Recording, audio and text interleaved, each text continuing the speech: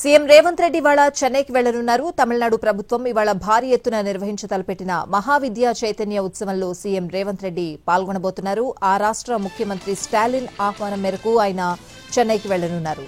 ఈ కార్యక్రమం ముగిసిన తర్వాత తిరిగి హైదరాబాద్కు రానున్నారు.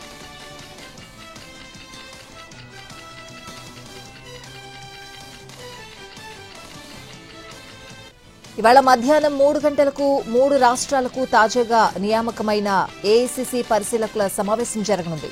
ఏఐసీసీ అధ్యక్షుడు మల్లికార్జున ఖర్గే ఆధ్వర్యంలో మీటింగ్ జరగనుంది. కాంగ్రెస్ పార్టీ చేపట్టిన సంఘటన్ సృజన్ అభియాన్ కార్యక్రమాన్ని త్వరగా పూర్తి చేయాలనే సంకల్పంతో పార్టీ అధిష్టానం ఉన్నట్లు తెలుస్తోంది. ఈ రాష్ట్రాల్లో ప్రారంభం కానున్న జిల్లా కాంగ్రెస్ కమిటీ అధ్యక్షుల ఎంపిక ప్రక్రియ కూడా ప్రారంభం కానుంది. సమావేశంలో పాల్గొనేందుకు టీపీసీసీ చీఫ్ మహేష్ గౌడ్ ఢిల్లీకి వెళ్లారు. పరిశీలకుల నియామక ప్రక్రియలపై దిశానిర్దేశం చేయనున్నారు. డీసీసీ నియామకాల కోసం తెలంగాణ 22 మంది పరిశీలకులను నియమించింది ఏఐసీసీ.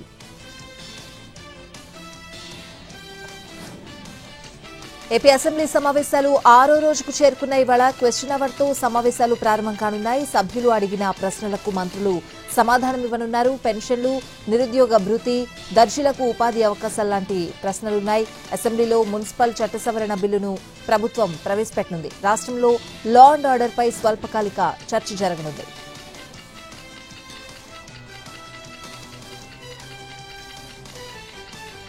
తిరుమలలో శ్రీవారి వార్షిక బ్రహ్మోత్సవాలు వైభవంగా జరుగుతున్నాయి. రెండో రోజు ఉదయం 8 గంటలకు చిన్నశేష వాహనంపై మలయప్ప స్వామి భక్తులకు దర్శనమివ్వనున్నారు. సాయంత్రం 7 గంటలకు హంస వాహనంపై కనువిందు చేయనున్నారు.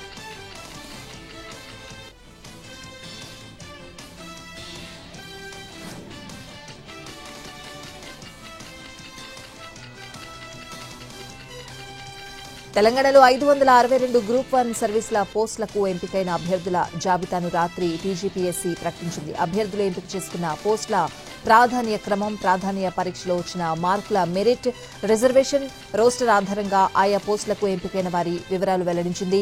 మొత్తం 563 పోస్టులు, 562 పోస్టులకు అభ్యర్థులను ఎంపిక చేసినట్లు టీజీపీఎస్సీ చైర్మన్ బుర్రా వెంకటేశం తెలిపారు. మరొక పోస్టును న్యాయ వివాదంతో విత్హోల్డ్లో పెట్టినట్లు పేర్కొన్నారు. హైకోర్టు సీజే ధర్మాసనం సింగిల్ జడ్జ్ ఇచ్చిన తీర్పును నిలిపివేయడంతో ఫలితాలు విడుదలకు మార్గం ఈజీగా మారింది. తీర్పు వచ్చినప్పటి నుంచి బుర్రా వెంకటేశం ఆధ్వర్యంలోని బోర్డు సమావేశమై ఫలితాలు వెల్లడించాలని నిర్ణయం తీసుకుంది. అర్ధరాత్రి వరకు కసరత్తు చేసి తుది ఎంపిక జాబితాను ప్రకటించింది.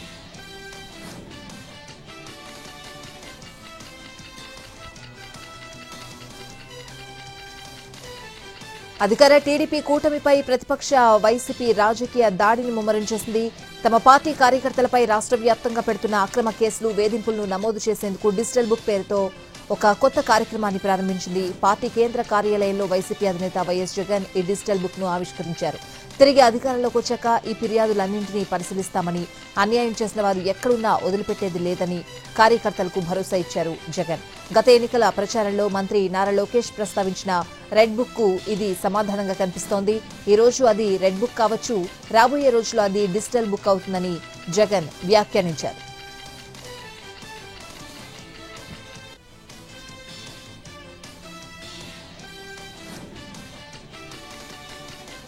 దేశద్రోహి కాంగ్రెస్, ప్రజాద్రోహి బీజేపీ అని విమర్శించారు కేటీఆర్. రాష్ట్రంలో కాంగ్రెస్ ప్రభుత్వం రైతులను నిలువునా మోసం చేస్తూ ఉంటే కేంద్రంలో బీజేపీ సర్కార్ సామాన్యుడి నడ్డి విరుస్తోందని మండిపడ్డారు. జీఎస్టీ పేరుతో 8 ఏళ్లుగా ప్రజల నుంచి 15 లక్షల కోట్లు దోచుకున్న ప్రధాని ఇప్పుడు బీహార్ ఎన్నికల కోసం జీఎస్టీ స్లాబులు తగ్గించి పండుగ చేసుకోవాలి అనడం హాస్యాస్పదమని విమర్శించారు. అంతేకాదు కాంగ్రెస్ పాలనలో రాష్ట్రం కుంటుపడుతోందని కేటీఆర్ విమర్శించారు. ఎన్నికల ముందు ఎన్నో హామీలు గుప్పించి ఇప్పుడు ప్రజలను రేవంత్ రెడ్డి మోసం చేస్తున్నారని మండిపడ్డారు.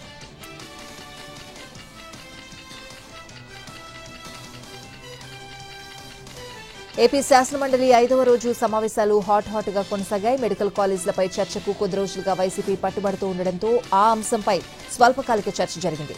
మెడికల్ కళాశాలలను ప్రైవేట్ పరం చేస్తున్నారని వైసీపీ చేస్తున్న విమర్శలకు ప్రభుత్వం కౌంటర్ ఇచ్చింది. పీపీపీ మోడ్లో వెళ్లడం వల్ల విద్యార్థులకు అదనంగా 200 సీట్లు వస్తాయని మంత్రి సభకు తెలిపారు. దీంతో విద్యార్థులకు ఏ విధమైన నష్టం ఉండదన్నారు. తమ విధానం కూడా గత ప్రభుత్వం తీసుకున్న విధానంలాగే ఉంటుందని మంత్రి వివరించారు. యాజమాన్య హక్కులు ప్రభుత్వానికే ఉంటాయని చెప్పారు మంత్రి సత్యకుమార్. ప్రభుత్వ వాదనను శాసనమండలి ప్రతిపక్ష నేత బొత్స తప్పుపట్టారు. పీపీపీ మోడ్లో పెట్టిన కళాశాలలను ఫెయిల్ అయ్యాయని బొత్స అన్నారు. వైద్యాన్ని, చదువును డబ్బులతో సభ్యులు కొలవడం సరికాదన్నారు బొత్స.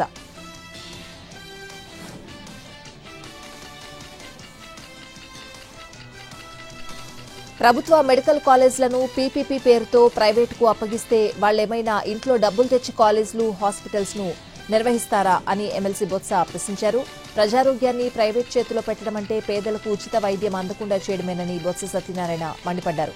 ప్రజాస్వామ్యంలో ప్రజారోగ్యాన్ని ప్రైవేట్ పరం చేస్తే బాధ్యత వహించేదెవరు అని ప్రశ్నించారు. ప్రపంచంలో ఎక్కడైనా ప్రజారోగ్యం, విద్య ప్రభుత్వం చేతుల్లోనే ఉన్నాయన్నారు.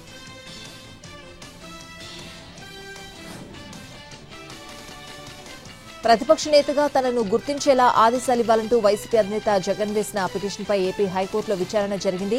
కౌంటర్ దాఖలు చేయాలని ప్రతివాదులకు ఆదేశాలిచ్చింది హైకోర్టు. తదుపరి విచారణను 4 వారాలకు వాయిదా వేసింది. స్పీకర్ అయ్యన పాత్రుడు, పయ్యావుల కేశవ్తో పాటు స్పీకర్ కార్యదర్శి, శాసన వ్యవహారాల కార్యదర్శికి నోటీసులిచ్చింది ఏపీ హైకోర్టు.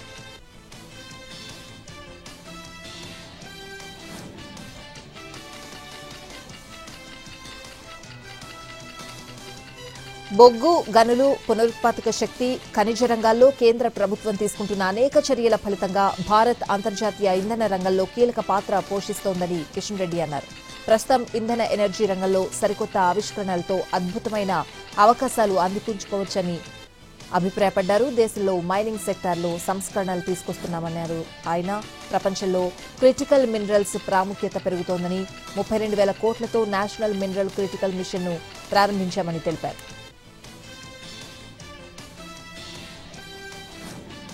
కాంగ్రెస్, బీఆర్ఎస్ పై బీజేపీ రాష్ట్ర అధ్యక్షుడు రామచంద్రరావు విమర్శలు చేశారు. బీసీల పేరుతో 2 పార్టీలు మోసం చేస్తున్నాయని ఆగ్రహం వ్యక్తం చేశారు. రేవంత్ కు దమ్ముంటే 42% రిజర్వేషన్ నోటిఫై చేస్తూ జీవో ఇవ్వాలని, అందుకు బీజేపీ మద్దతిస్తుందని చెప్పారు. రిజర్వేషన్ పేరుతో స్థానిక సంస్థల ఎన్నికలను ఆపొద్దని చెప్పారు.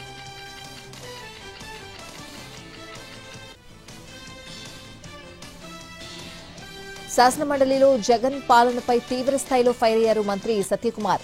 4 ఏళ్లలో ఒక్క వైద్య కళాశాలను పూర్తి చేయలేకున్నా ప్రజాధనాన్ని దుర్వినియోగం చేసి అదే 2 ఏళ్లలో అద్భుతమైన ప్యాలెస్ నిర్మించుకున్నారని మండిపడ్డారు.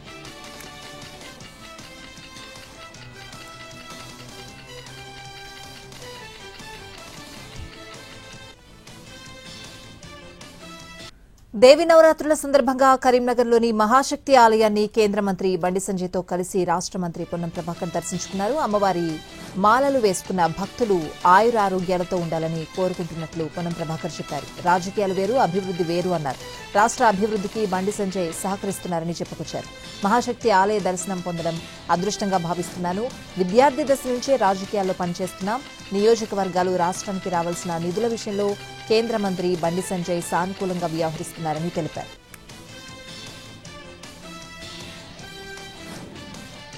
ఇంద్రవెల్లి సభలో ఆదివాసీలు సంచలన నిర్ణయం తీసుకున్నారు. కేంద్ర, రాష్ట్ర ప్రభుత్వాలు తమకు అండగా నిలబడకపోతే అవసరమైతే స్థానిక సంస్థల ఎన్నికలు బహిష్కరిస్తామని హెచ్చరించారు.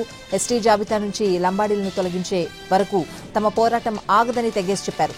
తమకు ప్రభుత్వాలు అండగా నిలవని పక్షంలో 5వ షెడ్యూల్ ప్రాంతంలోని వనరుల్ని తరలించకుండా అడ్డుకుంటామని చెప్పారు. సుప్రీంకోర్టు తీర్పు వచ్చే వరకు లంబాడాలకు ఎస్టీ సర్టిఫికెట్లు ఇవ్వకూడదని డిమాండ్ చేశారు. ఆదివాసీలను లంబాడాలు కించపరిచే విధంగా మాట్లాడితే ఏజెన్సీ ప్రాంతాల్లో ఎలా ఉద్యోగాలు చేస్తారో చూస్తామంటూ హెచ్చరిక జారీ చేశారు.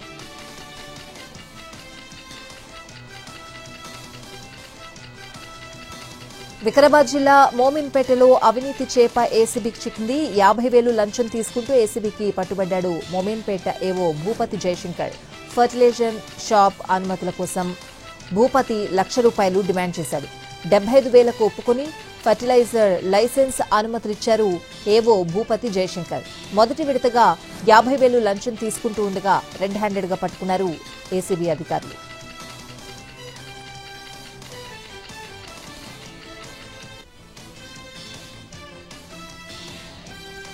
విజయవాడ ఉత్సవ్ మరో 100 ఏళ్ల పాటు కొనసాగాలని కోరుకుంటున్నట్లు భారత ఉపరాష్ట్రపతి సిపి రాధాకృష్ణన్ ఆకాంక్షించారు. Vijayawada hottest city, cool people అని ఆయన వ్యాఖ్యానించారు.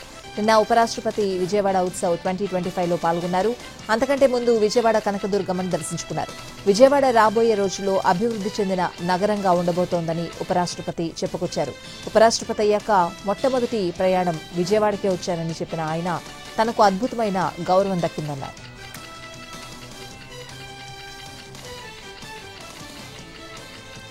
తిరుమల శ్రీవారి వార్షిక బ్రహ్మోత్సవాలు వైభవంగా జరుగుతున్నాయి. ధ్వజారోహణంతో ఉత్సవాలు ప్రారంభమయ్యాయి. ప్రభుత్వం తరపున స్వామివారికి సీఎం చంద్రబాబు నాయుడు పట్టు వస్త్రాలు సమర్పించారు. ముందుగా బేడి ఆంజనేయ స్వామిని చంద్రబాబు దంపతులు దర్శించుకున్నారు. ఆ తర్వాత మంగళ వాయిద్యాల నడుమ పట్టు వస్త్రాలను ఆలయంలోకి తీసుకువెళ్లారు. దర్శనం అనంతరం చంద్రబాబు కుటుంబానికి వేద పండితులు ఆశీర్వచనం పలికారు. స్వామివారి తీర్థ ప్రసాదాలు అందజేశారు.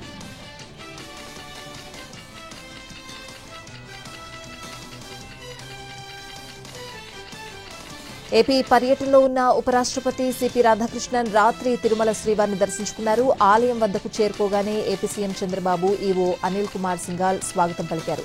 స్వామివారి దర్శనం అనంతరం ఆలయ ప్రాంగణంలోని వకులామాత, విమాన వెంకటేశ్వర స్వామి, భాష్యకారుల సన్నిధి, యోగా నరసింహస్వామిని దర్శించుకున్నారు.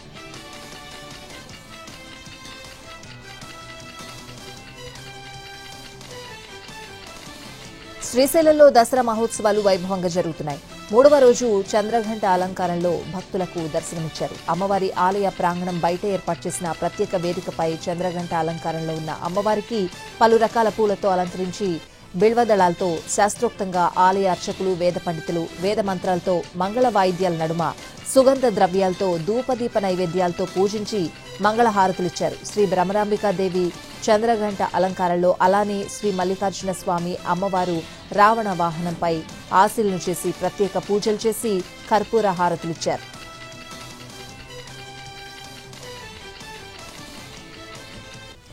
ఏపీ సీఎం చంద్రబాబు తిరుమలలో పర్యటించారు. ప్రపంచవ్యాప్తంగా హిందువులు ఎక్కడ ఉంటే అక్కడ శ్రీ వెంకటేశ్వర స్వామి ఆలయాలు నిర్మించి శ్రీవారి ప్రాబల్యాన్ని నలుదిశలా చాటే బాధ్యత అందరిపై ఉందని సీఎం చంద్రబాబు సూచించారు. ఈ రాష్ట్రంలో ఎక్కువసార్లు వెంకటేశ్వర స్వామికి పట్టు వస్త్రాలు సమర్పించే భాగ్యం ఆ భగవంతుడు తనకిచ్చాడన్నారు. చిన్నప్పటి నుంచి కూడా ఆయన దగ్గరే ఆయన చూస్తూనే పెరిగానని, ఏ కష్టం వచ్చినా ఆయన మీద భారం వేసి ముందుకు సాగానని తెలిపారు.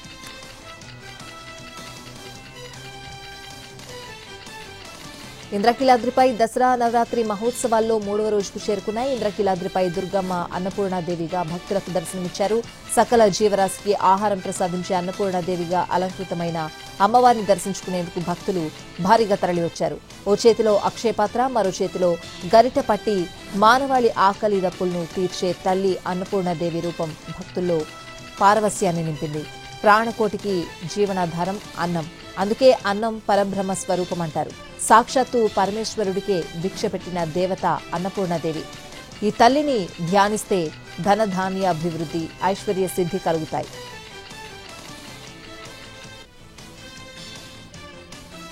పవన్ కళ్యాణ్ నటించిన ఓజీ సూపర్ హిట్ కావాలని అంబటి రాంబాబు ఆకాంక్షించారు. ఇటీవల నటించిన 2 సినిమాలు విజయం సాధించకపోవడంతో ఈ సినిమా కోసం పవన్ కసిగా పనిచేసినట్లు భావిస్తున్నానని చెప్పారు. డిప్యూటీ సీఎం బాధ్యతలు పక్కన పెట్టి నటించారు. ప్రతిపక్షంలో ఉన్నప్పుడు అవినీతి అక్రమాల గురించి మాట్లాడిన పవన్ ఇప్పుడు 1000 రూపాయలకి టికెట్ పెట్టారని తప్పుపట్టారు. ఇది అవినీతి, అధికార దుర్వినియోగం కాదా అని ప్రశ్నించారు.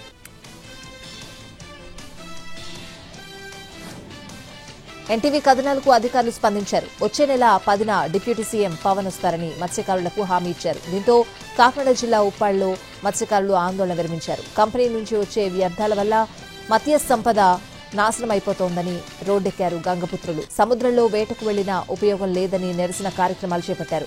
డిప్యూటీ సీఎం పవన్ కళ్యాణ్ స్పష్టమైన హామీ ఇస్తే గానీ తమ ఉద్యమం ఆగదని హెచ్చరించారు.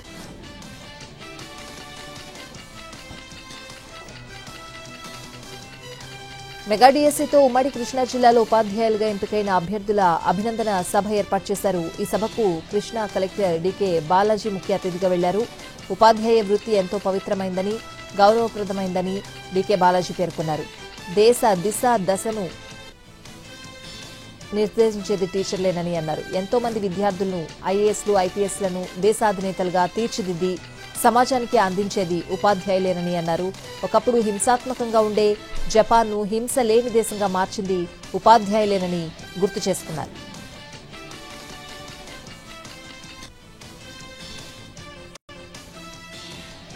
అసెంబ్లీ ఎన్నికల వేళ బీహార్పై కేంద్ర ప్రభుత్వం వరాల జల్లు కురిపించింది. రాష్ట్రంలో సుమారు 6,000 కోట్ల విలువైన రైల్వే రహదారి అభివృద్ది ప్రాజెక్టులకు ఆమోదం తెలిపింది. దీంతో పాటు దేశవ్యాప్తంగా వైద్య విద్యలో పీజీ, యూజీ సీట్ల పెంపునకు కేంద్రం ఆమోదముద్ర వేసింది. ప్రపంచ దేశాలపై సుంకాలతో అమెరికా విరుచుకుపడుతూ ఉండడంతో మార్కెట్లు అనిశ్చితులకు గురవుతున్న వేళ భారత విదేశాంగ మంత్రి ఎస్ జయశంకర్ కీలక వ్యాఖ్యలు చేశారు. సరఫరా గొలుసును సుస్థిరపరచుకోవడం ద్వారా సింగిల్ మార్కెట్, ఒకే సరఫరాదారుపై ఆధారపడడం తగ్గించుకోవాలని గ్లోబల్ సౌత్ దేశాలకు విజ్ఞప్తి చేశారు ఆయన. బీహార్ రాజధాని పాట్నాలో కాంగ్రెస్ వర్కింగ్ కమిటీ సమావేశం జరిగింది. ఏఐసీసీ అధ్యక్షుడు ఖర్గే అధ్యక్షతన జరిగిన ఈ మీటింగ్లో తాజా రాజకీయ పరిణామాలపై చర్చించారు. బీహార్ ఎన్నికలు, ఓట్ల చోరీ అంశం, కేంద్ర ప్రభుత్వ వైఫల్యాలపై చర్చించారు. పార్టీ బలోపేతంపై పార్టీ అగ్రనేతలు దిశానిర్దేశం చేశారు. బీహార్ అసెంబ్లీ ఎన్నికల వేళ కాంగ్రెస్ పార్టీ అత్యంత వెనుకబడిన తరగతుల వారికి విద్యా, ఉద్యోగాల్లో రిజర్వేషన్లపై దృష్టి పెట్టింది. 10 అంశాల కార్యక్రమాన్ని అమలు చేస్తామని ప్రకటించింది. బీహార్ అసెంబ్లీ ఎన్నికల్లో ఆర్జేడీ కూటమితో తాము భాగస్వామిగా ఉన్న ఇండియా కూటమి విజయం సాధించగానే రాష్ట్రంలో తక్షణం దీనిని అమలు చేస్తామని వాగ్దానం చేసింది. పాట్నాలో నిన్న జరిగిన సీడబ్ల్యూసీ సమావేశంలో ఈ మేరకు కాంగ్రెస్ పార్టీ తీర్మానం చేసింది. లద్దాఖ్కు రాష్ట్ర హోదా కల్పించాలని డిమాండ్ చేస్తూ లేహ్ నగరంలో చేపట్టిన నిరసన కార్యక్రమాలు హింసాత్మకంగా మారాయి. ఆందోళనకారులు, భద్రతా దళాలకు మధ్య జరిగిన ఘర్షణల్లో 4 మృతి చెందారు.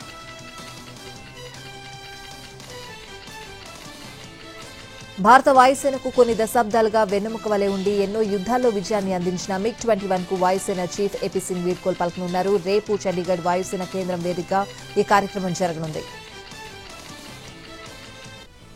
ఢిల్లీలో ఆశ్రమాన్ని నిర్వహిస్తోన్న ఓ బాబాపై లైంగిక వేధింపుల ఆరోపణలు కలకలం రేపుతున్నాయి. ఏకంగా 17 మంది విద్యార్థినులు ఆయనపై ఫిర్యాదు చేయడం సంచలనంగా మారింది. ఢిల్లీలోని వసంత్ కుంజ్ ప్రాంతంలో శ్రీ శారదా ఇన్స్టిట్యూట్ డైరెక్టర్ స్వామి చైతన్యానంద సరస్వతి అలియాస్ స్వామి పార్థసారథి తమపై లైంగిక వేధింపులకు పాల్పడినట్లు విద్యార్థినులు ఆరోపించారు. లైంగిక నేరస్తుడు జెఫ్రీ ఎప్స్టైన్తో అమెరికా అధ్యక్షుడు డొనాల్డ్ ట్రంప్నకు సన్నిహిత సంబంధాలు ఉన్నాయంటూ ఇటీవల పెద్ద ఎత్తున ప్రచారం జరిగింది. ఈ క్రమంలో కీలక పరిణామం చోటు చేసుకుంది. వీరిరువురు విగ్రహాలు వాషింగ్టన్ డీసీలోని నేషనల్ మాల్లో కనిపించాయి. అక్రమ బెట్టింగ్ యాప్ మనీ లాండరింగ్ కేసులో ప్రముఖ క్రికెటర్లతో పాటు సినీ ప్రముఖులకు ఈడీ నోటీసులు జారీ చేసింది. ఇందులో భాగంగానే బాలీవుడ్ నటుడు సోనూ సూద్కు నోటీసు ఇచ్చింది. అందులో భాగంగా ఆయన నిన్న ఈడీ ముందు హాజరయ్యారు.